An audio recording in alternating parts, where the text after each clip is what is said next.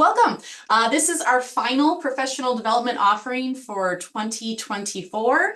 So my guest speaker, our guest speaker, Megan, and I were really grateful for you guys to join us. Unfortunately, we were not able to run, I guess it was the September and October sessions for this COABE webinar series. So we're, I guess, relaunching this webinar series with Megan's really exciting generative AI and digital scavenger hunts topic.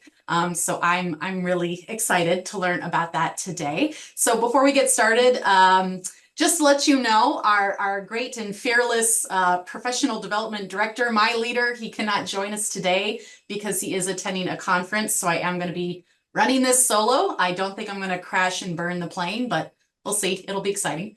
So let me introduce Megan Norwood from Caldwell Community College. She actually has quite a history with Caldwell, so I guess maybe you've got a special place in your heart for Caldwell. So she has shared with me that she started working part-time as an instructional assistant in the Comp Ed program at Caldwell Community College in 2014. And I was so pleased to find out that that inspired her, that actually motivated her to get her associate's in arts degree in 2015. Then we've got the whole global pandemic that obviously impacted us all, shut things down. We were staying at home in 2020. So I guess Megan was once again inspired, and she got her bachelor's in special education and interdisciplinary studies. And she ended right back up at Caldwell. I mean, it really is calling to you, I think. So you ended right back up at Caldwell Community College in transitional studies as a high school equivalency and digital literacy instructor. And since 2022, she's been gainfully employed as the adult basic education coordinator, again, at Caldwell Community College. So I really love that you like keep coming back to Caldwell.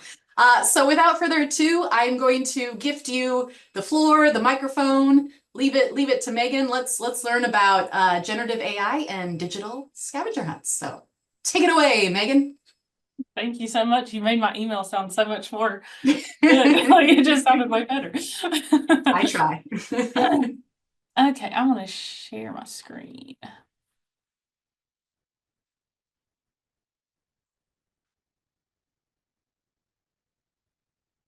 Maybe. Nope. Might take a moment, to find all the tools. Just trying to share the slideshow. There we go. Okay, can y'all see that? Yep, looks good. Okay, perfect. Okay, so I had actually came back from COABE 2024, which was so exciting. It was my first COABE, first time in Nashville, first time at that gorgeous hotel. If you got to go, it was just beautiful. And we were asked here to present something to the group that we came back with, what we brought back from COABE with. So I attended 2 different sessions at COABE, and they just fit really well together. I tried to integrate both of them. So I attended one called Exploring the Potential of Digital Scavenger Hunts, and the presenter just had us, we walked in, she told us about Goosechase, just a basic overview, said join the scavenger hunt, and off we went with some different people from COABE. It was pretty fun. We spent the entire session just in the scavenger hunt. And then the next session that I went to was ChatGPT, Transforming Classroom Instruction, Amplifying Lesson Planning, and Empowering Student Learning. No matter how much you know about AI, I feel like you always learn something when you come back from an AI session. The presenter showed us ChatGPT and had us doing different prompts and showing how to integrate AI into your classroom so that students can use it more of a tool rather than, just getting by. So those are the 2 different sessions, and I included the QR code for Goosechase. We will be doing a scavenger hunt in our breakout session that I'm really excited about. So if you haven't downloaded that, there are the QR codes for that. So since we were in the COABE session, we were just kind of thrown into the student side of things, which was really cool. But when I got back, I was really unfamiliar with the creator side of things. So here are some of the really cool features of Goosechase. So there are different submission types. So you have text, picture, video, and geolocation. So students have 4 different ways, and you as the creator get to choose how you want the submission. If you want them to type something, take a picture of something, take a video, or use GPS. You can create and customize the entire experience. You can name it, add and edit your missions. They have a huge prompt library that you can pull from, and you can choose the duration of your experience. You can do 15 minutes, 30 minutes, a month. I mean, you can continue to add missions throughout the time. So I saw one that was at a conference like COABE, and they had people completing missions, and they added new missions every day or every middle of the day or something. Then you get to start and monitor. You get to launch the experience and just watch the submissions roll in. So you're watching, you have an activity feed of all the people. You can see all the pictures of your students across campus or wherever they're at. And then you get to join with a code, just like Kahoot. I think most educational things are like that now, where you join just with a code. The other cool thing is the teamwork aspect of Goosechase. So this is actually one of our teachers and some of the students.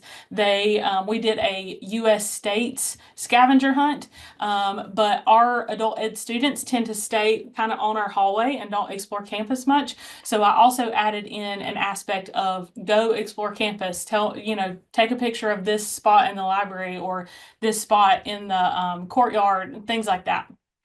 So the teamwork aspect of it too is you can have different teams in Goosechase.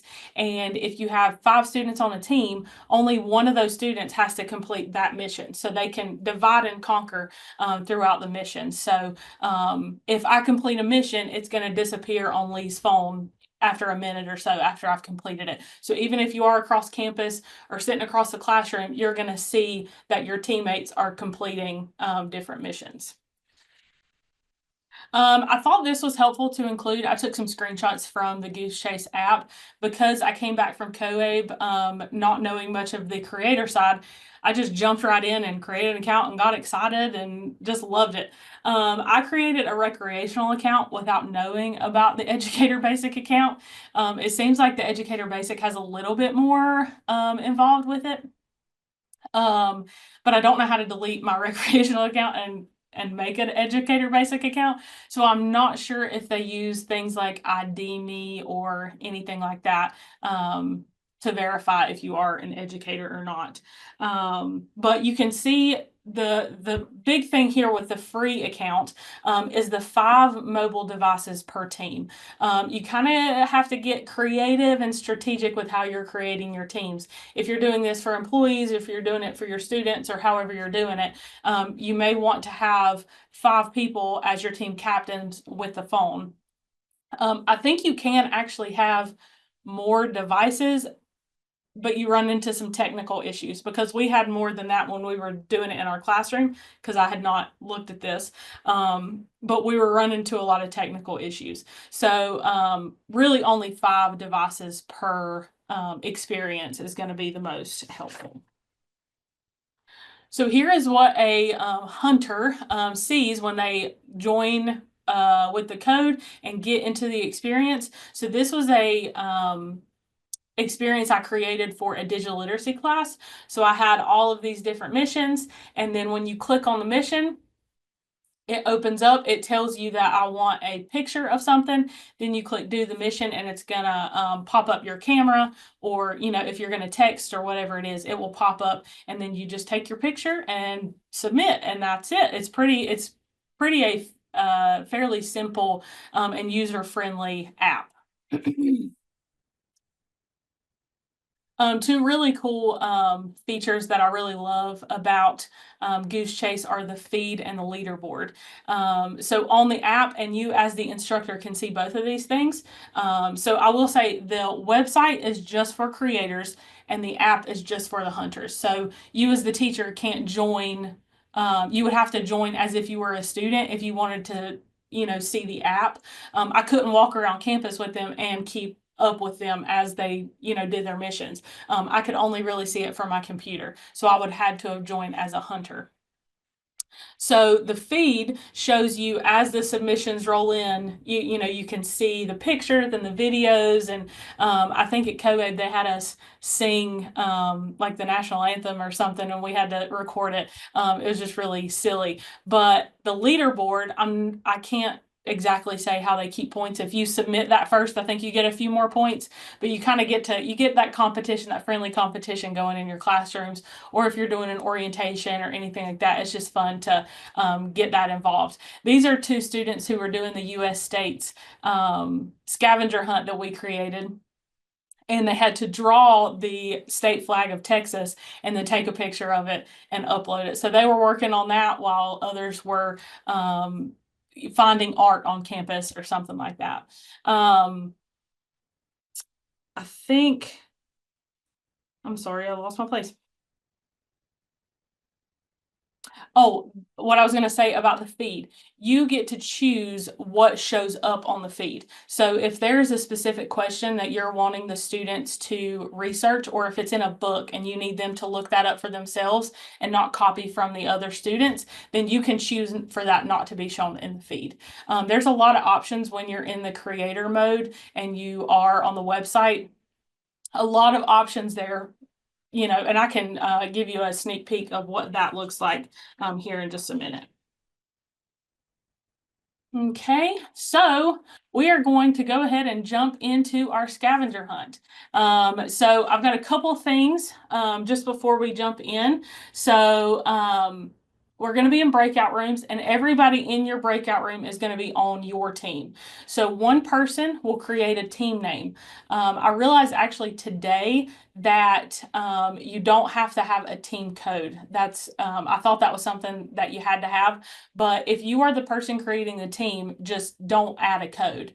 But then if you see your breakout room 2 and you name it breakout room 2, just let everybody else in your breakout room group know the name of your group. And remember, you can divide and conquer. So we have about 6 missions, I believe. So you can you only have to do the mission one time. One person in your group only has to do that mission, and then someone else will do another mission. But there is some teamwork in some of them. So make sure you're working with your breakout room group members. So I think that's it. So I will share the join code, and I believe, so Lee is also going to upload this information into the chat so that you can have this in your breakout room group. If I miss something on here, that way you have it. The join code is also on there. So you will have that. There's also a couple of talking points if you do get finished early that we'll come back and we'll all talk about afterwards. So here is the join code. It's also going to be on that document that Lee is sharing, and we will jump into our breakout groups. Correct. Yeah. And so this is through Goosechase. There is a question. I don't know if you want to address that, Megan, following the activity from Sandra about the educator account. She mentioned that it's for K through 12 and that the school must subscribe. Okay, yeah. So yeah, I mean, if you want to discuss that, or maybe you don't have an answer to that question, we can. I didn't even try, because when I tried it just I already had an account with my email, so I had not seen that. Today we are lucky enough to have had a part-time employee who works for our county school system who is gracious enough to let us use his account. So that's why we're able to do the breakout room groups. There are definitely some limitations with the free account. You just kind of have to get creative. Like if you have a co-teacher, maybe if you have a big class, maybe 2 of you have an account and both start an experience at the same time.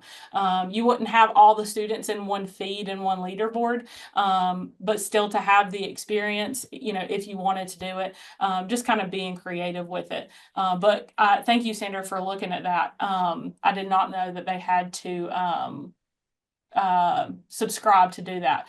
But yes, there will be a link to the slides, and I've linked things in here for you all so you can go straight to Goosechase or anything else that I mentioned. All right, we have What you see two on your first end. place winners. So I guess there isn't any extra points for completing missions first. So we actually have two people in first place. So Duck Duck Goose, you are correct. Y'all were in first, and then Room One was also in first. So y'all got 2,700 points. It's a tie. And then Room 3A was in there with 1,600. So really good job. I think there was some from Room 3 in the first one, so there was some discrepancy on points here. So, but anyways, okay. So let me get back to this.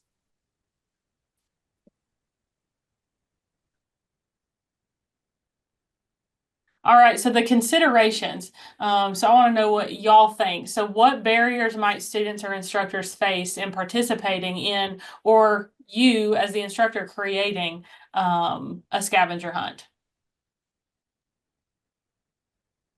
You can put it in the chat or you can turn off your mic. Digital literacy skills. Digital literacy skills, yes. Exactly, yeah. For who, Julie? For students and instructors, for both, or one or the other? Well, for Memory in students, your it may phone not. and permissions in your computer. Yeah, it's for students, they might not have a phone. Yeah, absolutely. Do we have any administrators in here? What implications do you see for digital scavenger hunts just beyond the classroom? I think it'd be a great onboarding tool Absolutely. for students to learn where places are on campus, and it'd be a fun way to do it. Yeah, absolutely. It would That's a be good idea. professional development for instructors. Mm-hmm. Yeah, I was thinking that too, Sherry, like almost like a flipped PD where they do a lot of the work beforehand in the Goosechase. Then by the time to get to the PD, you've done a lot of the groundwork. Oh, that's a good idea. I didn't think about doing it beforehand. That's a really good idea. Awesome. Okay, so we're going to switch gears just a little bit, and we're going to jump into AI. So ChatGPT is my personal favorite. So that's the one that I'll be talking about today, but there are so many others. So ChatGPT is a generative AI program that can create new content that usually requires human intelligence. The presenter at COABE said it that way, and I just thought that it just kind of connected with me when she said it that way, because what really is the difference between the AI that we've seen and what it is now. But that's not the only one. So there's a ton. There's AI for education, EduAid AI, Magic School, Diffit, and Curipod. And then Julie is in the AI boot camp right now, so she sent me about 1 million. I could have filled this whole screen up with all the ones that she's learned about in the AI boot camp. So I can't wait to take that course. But there are tons of AI programs out there that can help you, in your classrooms, in your offices, wherever you're at. So what can AI do for you? So it can streamline your planning. You can generate lesson plans so quickly. It can differentiate your instructions for those students who just need more or less, or just a different NRS level, or whatever it is. It can boost your creativity. Sometimes I just don't have any ideas. I can't think outside the box in that moment. So I can just ask ChatGPT, give me some ideas for a digital literacy scavenger hunt, or whatever it is. It can create those engaging activities for you. It can provide instant feedback. If I showed you my ChatGPT right now, it's just like improve writing. That's all it says on the side, because I just add all my emails or anything that I'm typing, I add it into ChatGPT for it to edit for me. Accessible support for those how-to questions, for those tools you don't know how to use. If I'm in Excel and I do not know a formula, and I tell ChatGPT exactly what I'm doing, because I'm not really sure how to ask it, look for it in Excel, but I can say, this is what I'm trying to do. What formula do I need? And so it's really helpful in situations like that. It can also enhance your engagement and create those fun tech-forward learning experiences.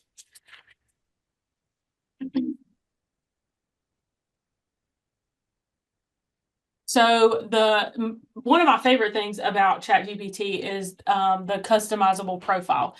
So here is your chance to not have to repeat everything every time you go to ChatGPT. The cool and kind of scary thing about ChatGPT is it's always learning.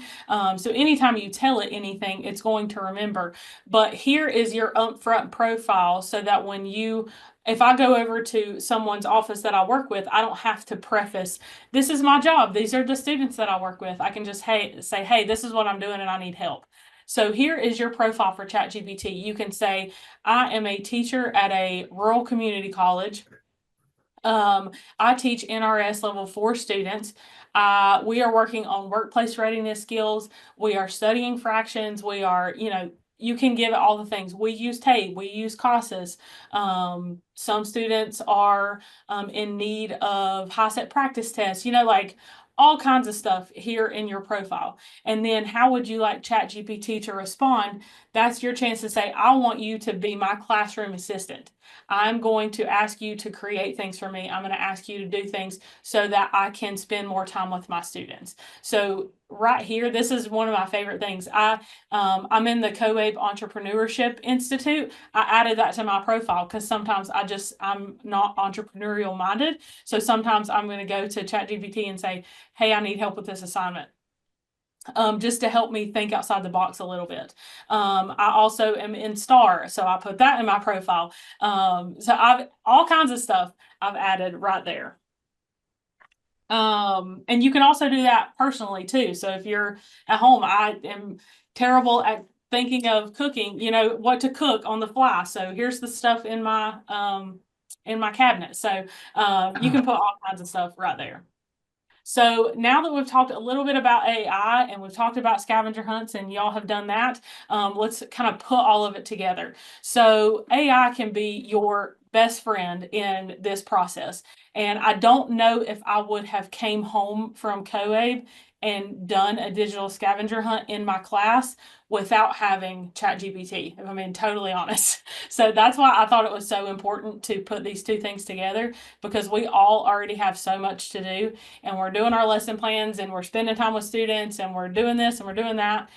I didn't have the energy to create this fun experience, but I went to ChatGPT and I said, hey, we are studying the 50 states.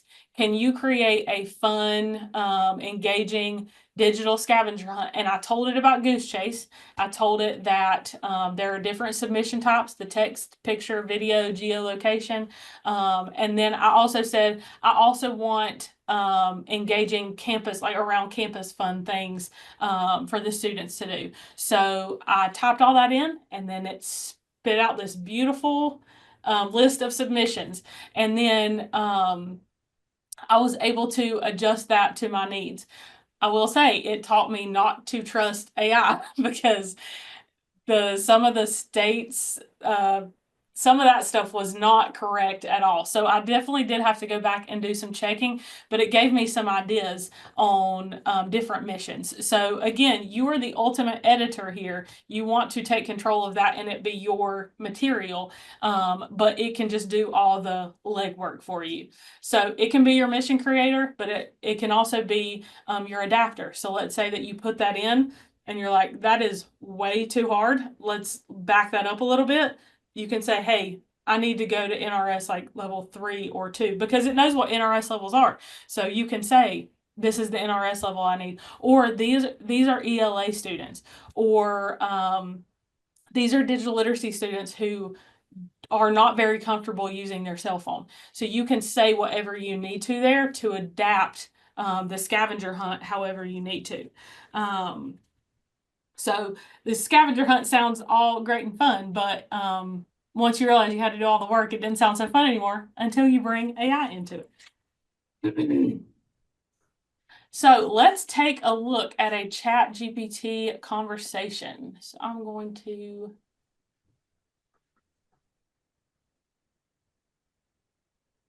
there's our nice leaderboard. So I'll show you real quick there's the leaderboard, and then here's the activity feed. So you can see all of the different rooms and all the different submissions here. So there's room 3 and where they're at.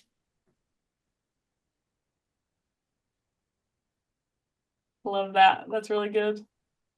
Really great stuff. Okay, so let's look at a ChatGPT conversation. So let's do a I am teaching an NRS level 4 class.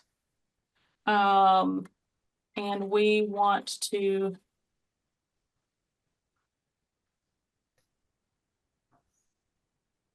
sorry, I meant to have this typed out and copy and paste, so y'all don't have to hear me type, but integrate workplace readiness skills. Can you create a Goosechase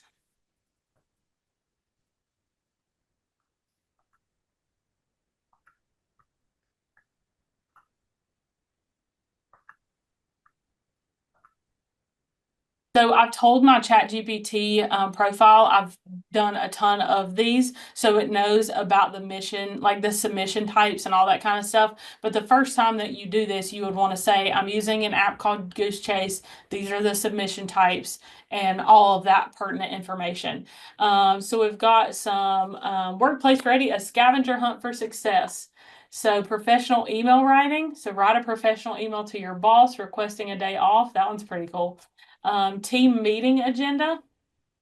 So if that one would be a little too difficult with your students, you could just say, you could change that however you need to. Appropriate workplace attire. So take a photo of yourself or a classmate dressed in appropriate workplace attire. So for a mission like that, you would want to have it for, 2 or 3 days so that they could go home and put on the appropriate attire and complete this mission at home. Or, come to school the next day with appropriate workplace attire.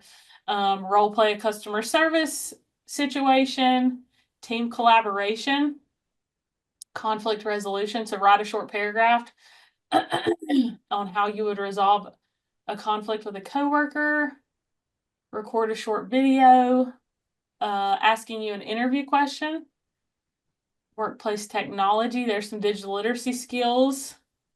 Draw or write out a simple. So we've got the reading, we've got the writing, we've got the math, we've got digital literacy. We're doing all kinds of contextualization here. So time management skills and workplace etiquette.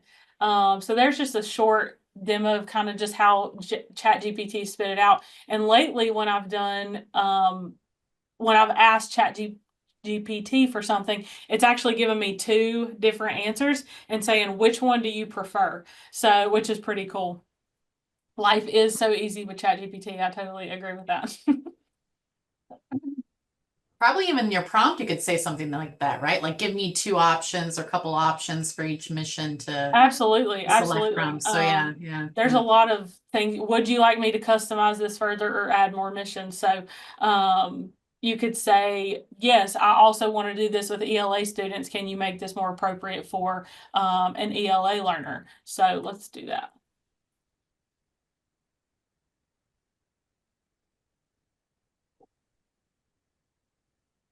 That's great. It looks like Jacqueline already does that with her prompts for ChatGPT, is that she asks them to give her 2 versions. Yeah, give you options. Office vocabulary hunt. Introduce yourself. That's a good one. Workplace signs. Memos. That's a really good one for an ELA student. Customer questions. Oh, that one's really good. 3 commands boss might give you in a workplace. Job application vocab. It's all really good stuff. It's just gonna keep going.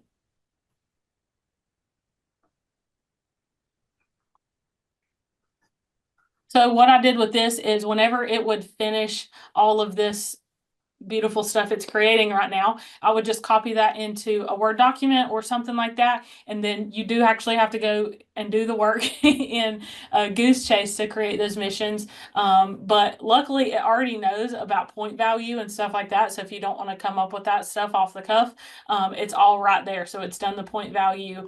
It's named the missions for you.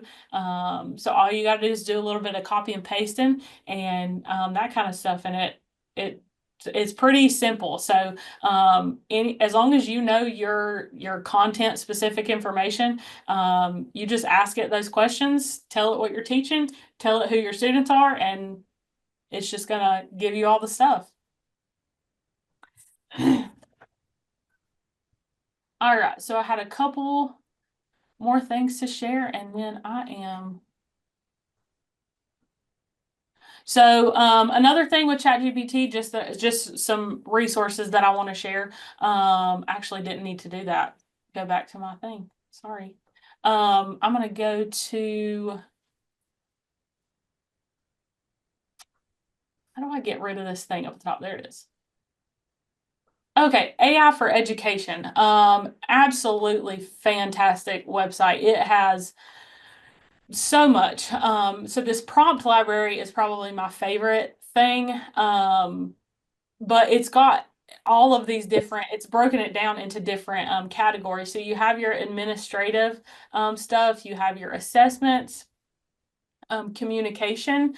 So there's some like PowerPoint slides and things, but it's just prompts for you to just copy and paste directly into ChatGPT or whatever else you're working with.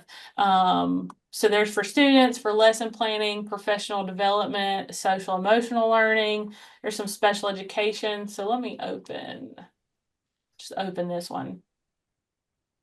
So here's your prompt. So you're an expert teacher. I know Dr. Lane Freeman talks a lot about this specific. I've never spoke to AI this way. I think everybody has their own language when they speak to AI. I know Julie says please when she's asking ChatGPT to do anything. But I think Dr. Freeman says a lot like this: you are an expert teacher, and giving it your point of view, an instructional designer skilled in creating engaging educational content. So you're just asking it to create this, and you're just inserting your topic, your subject, your grade, your NRS level, things like that. And so you just do that, you put it into ChatGPT or any of those other sites, and it's going to give that to you. The important thing about using those other sites too, as far as EduAid and Magic School and things like that, adult education is kind of forgotten about whenever they're creating these educational sites, because it's usually just K through 12 or university. That's usually the options there. So in my prompts, I like to say these are adult students, because you don't want to be creating children's material for adults. So I like to say in my prompts, in those specific things, I might choose 5th grade, but I'm going to say these are adult students. I make sure to say that, so that way the content is going to be focused on adults. And then the other thing that I had, I wasn't going to actually pull it up, but the tips and tricks is just a video. It's about 30 minutes long, but it's a fantastic video of just using AI. So many people have so many questions and just ways of using it, and it's a really, really great video. So with that, I guess now it's just time for questions or comments or whatever else anybody wants to share. Okay, and yeah, it looks like we got 8 minutes. So if you have any questions for Megan, feel free to type them in the chat, or you can raise your hand virtually or turn on your microphone. You've got options. Or if not, you got 8 minutes back. Well, I have a couple of things to wrap up, so maybe by the time we're all done, okay. you'll have 5 you minutes don't have back. 8 minutes back. But yes, in the meantime, if you have any questions for Megan, she'll be I do. more than happy. Yes, go for it, Elizabeth.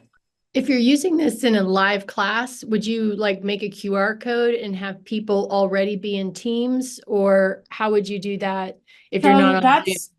That's one thing I was learning about with this. So in the Educator Basic or the recreational account, you can only do team mode. But you could only have one person per team. But you can pre-create the teams. So if you didn't want it to have that code, if digital literacy is especially hard for your students and you don't want to worry with the code, you can pre-create the teams. You would make your mission live or experience live before class. And then just tell the students to join with that code. And I guess you could create a QR code, but you would just want to have that it's letters and numbers, and it'll tell you on the Goosechase website what your join code is for that specific experience. You're welcome.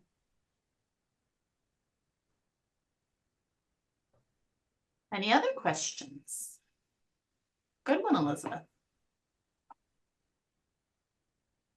While you guys are thinking, I am curious, Megan, now that you've become more and more of a Goosechase expert, how often are you actually using it in your classroom? I would benefit say of ChatGPT helping you. Yeah, I did it the last time I did it was with the 50 states. We haven't really done a unit that it would make sense to do anything like that. So the states kind of was everything all together. So it just made sense to do it with that. So I haven't done it since then, but I did do the digital literacy one, which was really cool. So I'm hoping to implement it more. And are you using it more like for review and reinforcing concepts? Or are you also kind of doing it for like activating schema or a combination of both? Like, what do you find you gravitate? Reviewing material is pretty much what I use it for, yeah. Okay.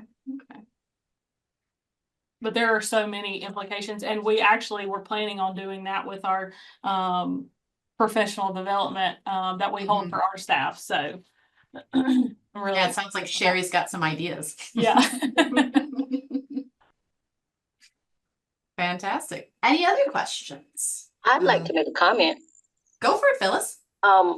We went to a workshop last week, and we learned about using ChatGPT as well as we had Copilot. And since then, I was using it, and I take a class here on campus as well. So I was trying to do my homework, and one of the problems I couldn't understand, I cut and pasted into ChatGPT and Copilot. Both of them gave me the same answers. Both answers were wrong. Really? Interesting. So what Justin called what they call it hallucinations. Yes, exactly. Yes, So yes, we do have to check the answers before to make sure that we have them right. Correct. We had a math teacher that was out for about 2 weeks, and that she just got back today, and the teacher that was teaching math for her was like, I do not love math. So I was in there trying to help her, and I knew Khan Academy had an AI program, and she had written the answers on the sheet. So we knew what the answer was. We just couldn't figure out how to get to that answer. So I put it in Khan Academy, and it gave me the wrong answer. I mean, it told me how to do it. Like, I thought the steps were right, but it was the wrong answer. Yeah, So, still struggles with math for sure. Yeah.